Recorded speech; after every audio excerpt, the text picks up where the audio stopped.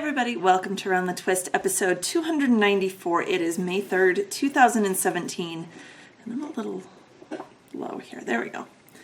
Happy Star Wars Day, a day early. May the 4th be with you, yes? I know, geeky, duh. How have you been? It's been an interesting few weeks. I was actually debating right before I came down here whether I was going to record or whether I was going to crash out on the couch and take a nap.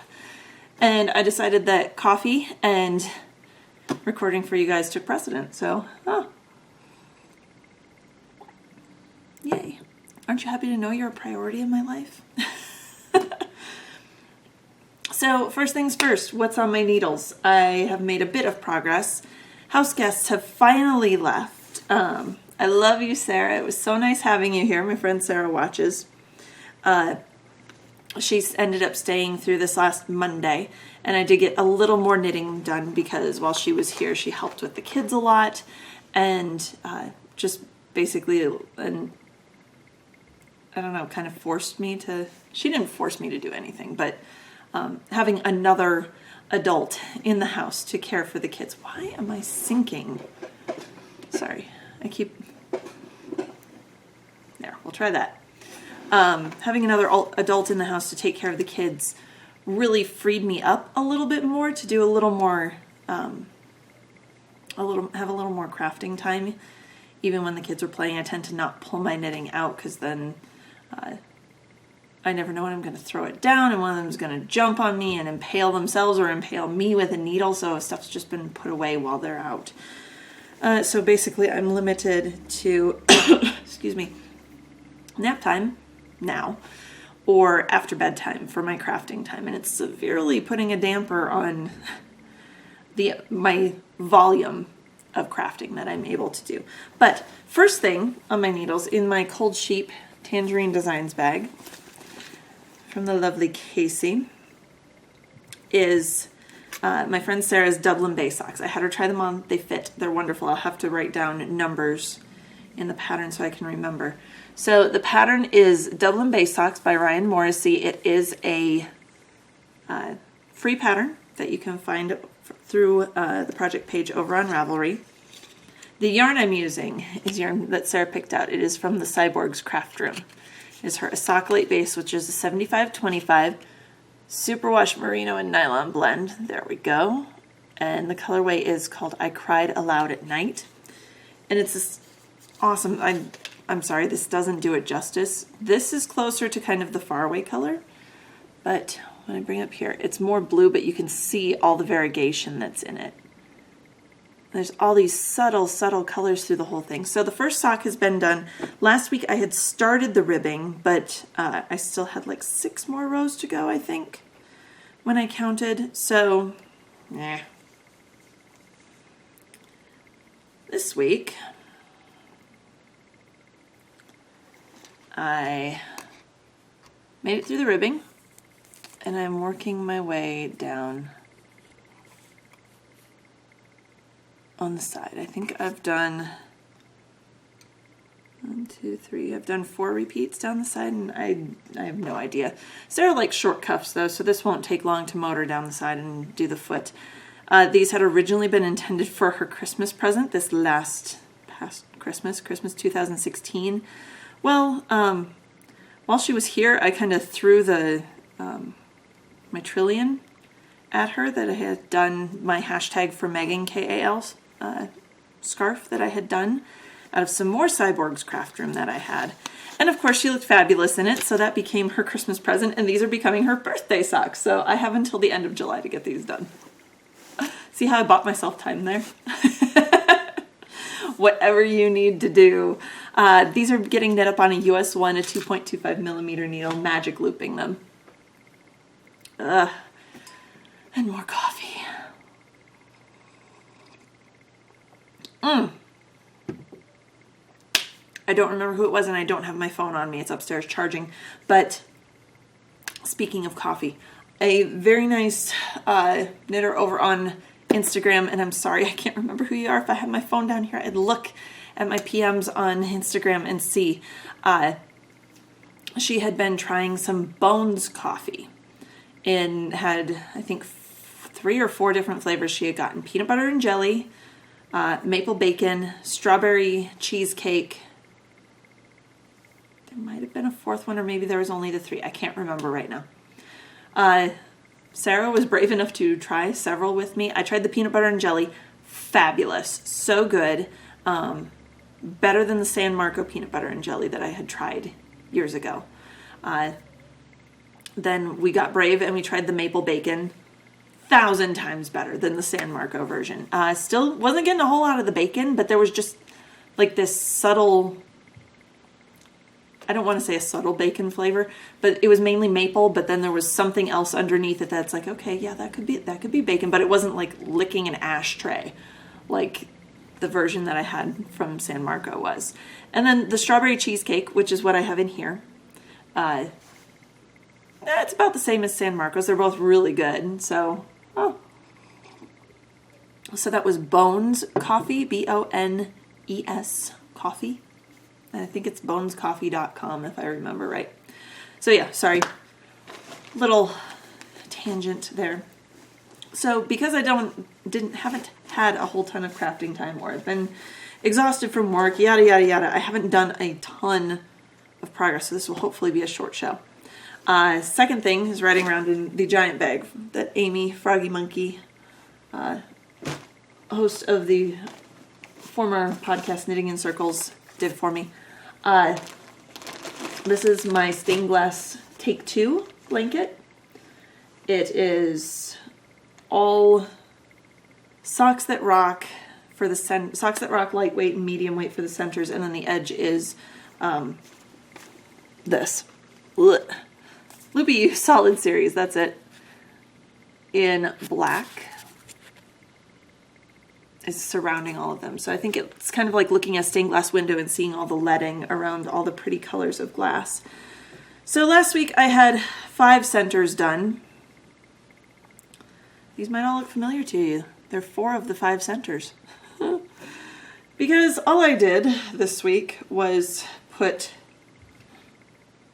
added one. Must have been this one. This lavender. It looks gray. At least it's looking gray to me on here, but it's lavender. It's the KMB FLA colorway, and I managed to join it onto the blanket. That's all I've done. It's kind of sad. So I'm going to do another one over here, and then one more out, and then start working my way down on this side. So it's losing its fish shape.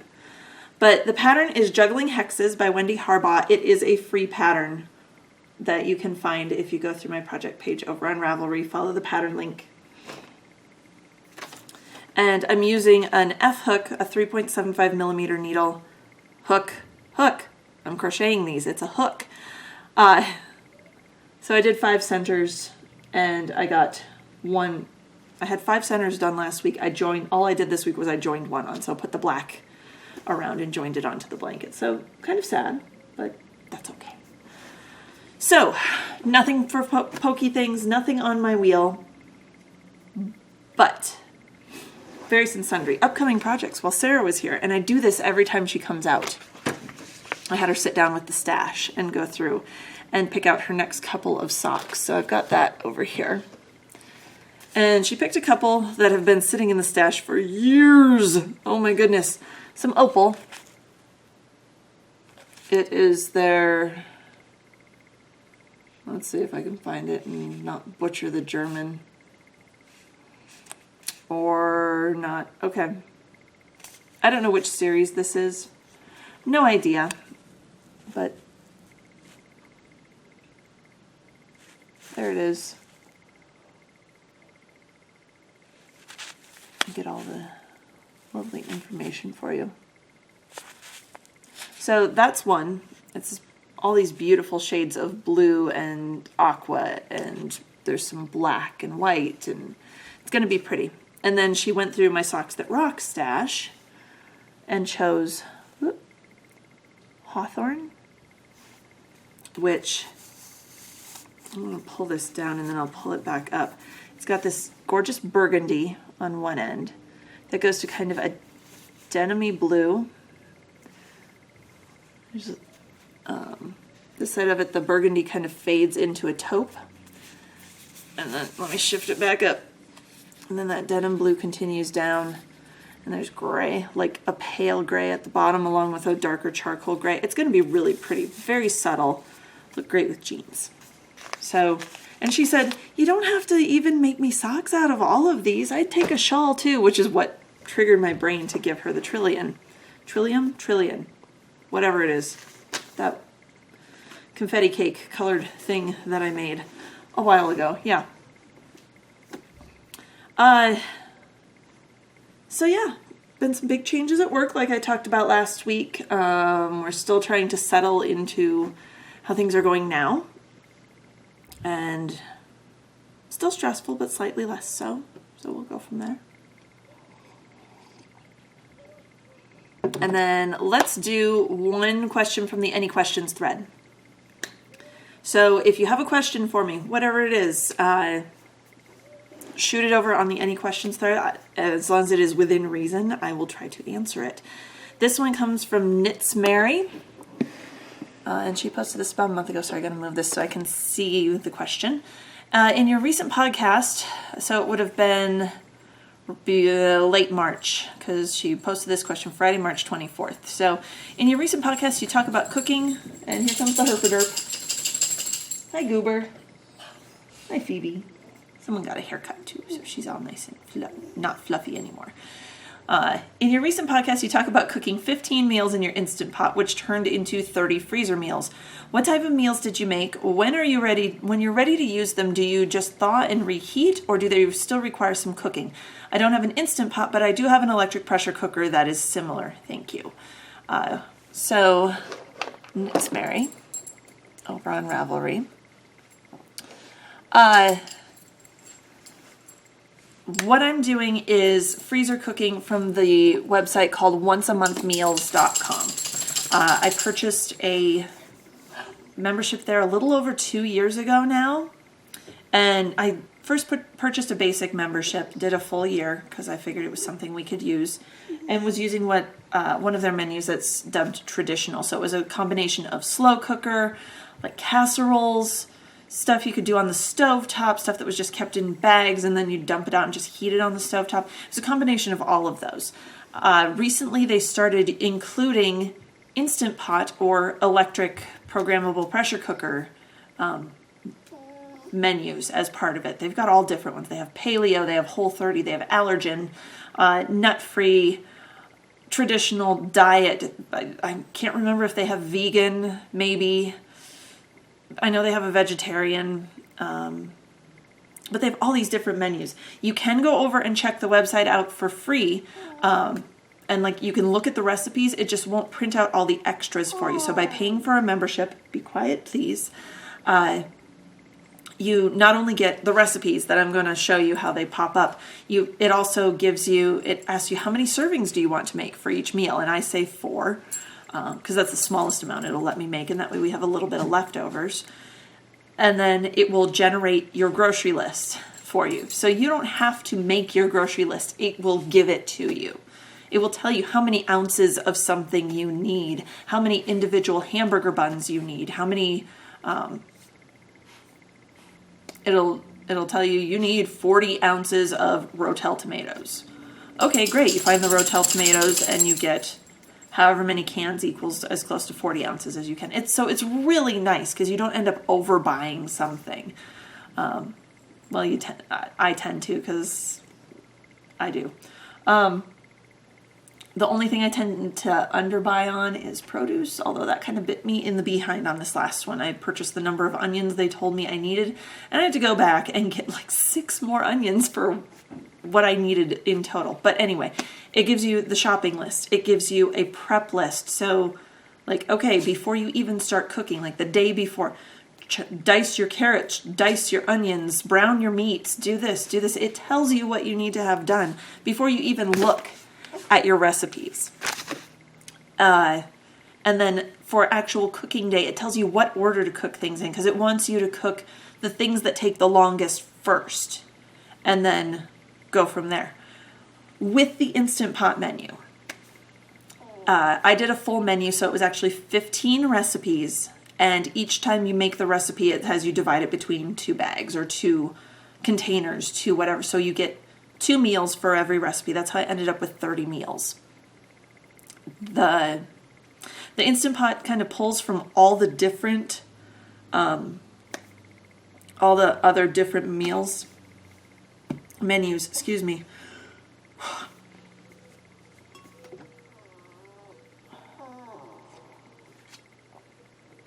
So it pulls from all the other menus. So I've had a couple of vegetarian ones. I've had a couple of like the low fat, the diet ones.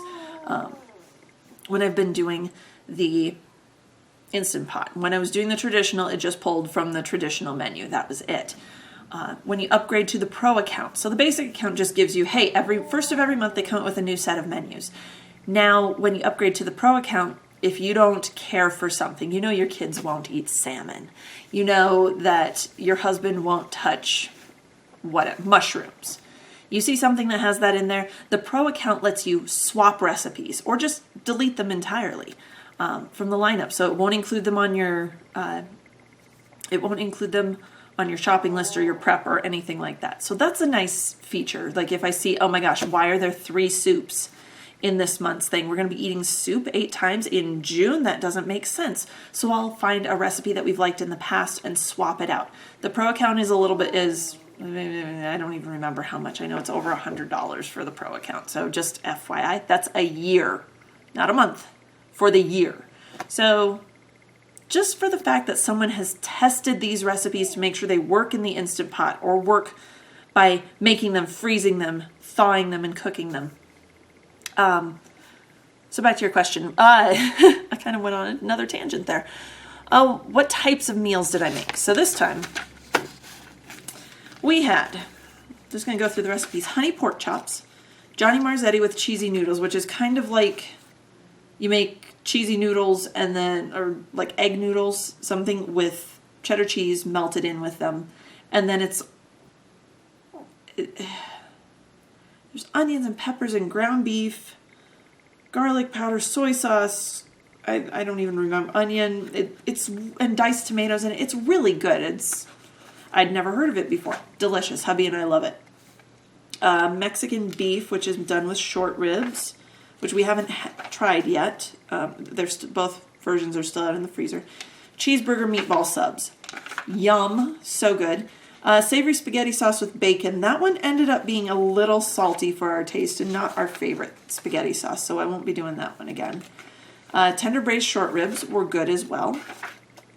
French dip sandwiches.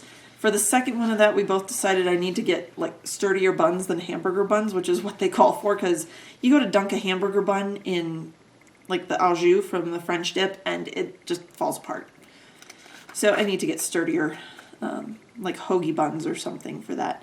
Buffalo chicken, which I think we did that on sandwiches if I remember right. And all that was chicken, wing sauce, and ranch dressing mix. That's all it is. That was pretty good. Jalapeno popper chicken chili. Delicious. So good. That's going to go into regular rotation. Mama Rita's meatballs. They have redone the recipe from the last time that I made them, and it works in the Instant Pot now. Where before I was getting like a solid clump in the middle that was still frozen. It works now. A traditional potato soup that was good. Thai chicken thighs, which we have not tried yet, but that's going to come up. Honey bourbon chicken, which we've had before and enjoyed. Veggie taco chili with brown rice. I made it there's plenty of veggies in it. Plenty of beans and corn and tomatoes and bell pepper and onion. I threw a pound of ground beef into each of the things too, because we're big meat eaters around here. And then a gluten-free, dairy-free ranch chicken and rice soup that has you make your own dairy-free ranch dry seasoning mix. So all of that's my 15 recipes that I cooked. I did it over 2 days because with the Instant Pot, it actually doesn't have you touch your stove. You don't do the stove at all. You don't do the stovetop. You don't use the oven. You use your Instant Pot to brown, to sear all your meats. I used it to do my hamburger from Frozen. So easy. If you haven't done this and you have an Instant Pot, and you hate standing over the stove with a skillet browning ground beef, this will change your life. Change mine. Love it. 2 pounds of ground beef. the little trivet thing that goes in your Instant Pot. Your Instant Pot should have come with the little wire rack thing. 2 frozen pounds of ground beef on that. Cup of water. Close the lid. 10 minutes on manual. Quick pressure release when you're done. They will still be in a block. They will be completely cooked through. So all you have to do is put them in a bowl and chop them up with a spoon. Instant ground beef crumbles. You're welcome, internet.